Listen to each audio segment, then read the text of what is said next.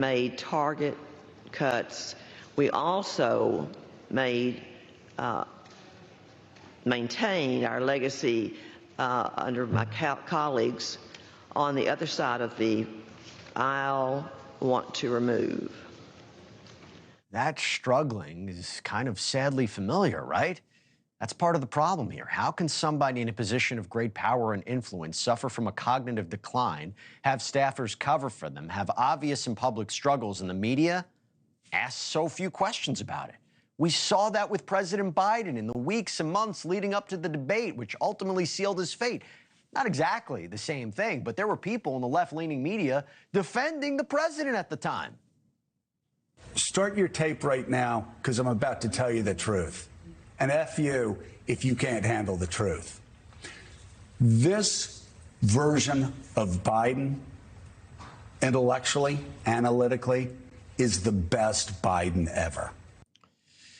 That did not age like fine wine. Now, the media had to do a major mea culpa after the president dropped out of the race. White House staff doing its best to shield the president from public scrutiny until that point. As for Granger, she was basically missing in action. Her staff was reportedly trying to hide her absence. And Granger admitted in a statement today that she is having, quote, unforeseen health challenges. And once again, the media is taking part of the blame for not knowing about it. We're still, as reporters, have limited resources and limited time to report all these stories out. That said, we should have gotten the Kay Granger story. I mean, like, I'll own part of that as someone that spends some time on the Hill. But there's no mechanism in our Constitution to really sort of catch this or prevent it from happening. Mm-hmm. It's on the press corps. And we just have to figure out how to figure it out. Yeah, all right. Joining me now is someone who has been a member of the White House press corps himself, former CNN political analyst, host of the Just Ask the Question podcast, Brian Karem. Thanks so much for coming on. This is bad. I mean, 5 months missing in action, and we only find out from an independent site. How's that possible? Well, that's nice that independent media is still with us and exposing the truth. Hines, I wouldn't anticipate that he would know what he was talking about. Never has. But the true story here is, look, this has happened before. Strom Thurmond, you have examples on both sides of the aisle of people being covered up, and their conditions being covered up by their staff. The fact that she disappeared for 5 months, are you trying to tell me no one in the Republican Party knew that? They did. You trying to tell me no one in the Democratic Party knew that? They did. The fact of the matter is we did a poor job of covering Congress.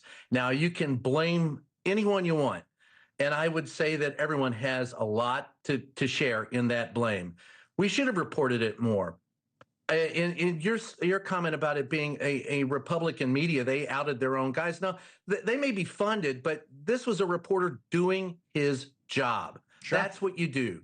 Investigative reporting is one of the things that are on the chopping block today. They're one of the things that's done the least, but when done right is done well. And this was vetted factual information presented to the public in a timely fashion. I only wish it had been in July.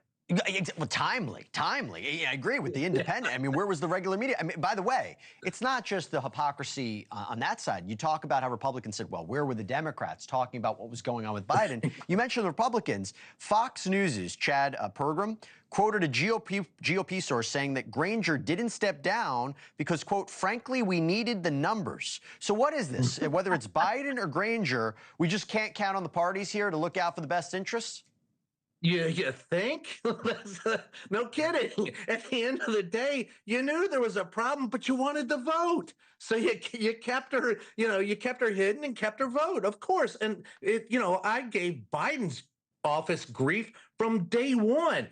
Put him in the briefing room. Whatever you wanted to say about Donald Trump, at least he showed up in the briefing room in that last year, always had chopper talk with us, always fought. I fought with him many times. But the simple fact of the matter is we got to see Biden once during those 4 years in that briefing room. And if he had had a bad night, when in that first debate, but we had seen him, like once every 6 weeks and saw that he was fine, they might have been given the benefit of the doubt.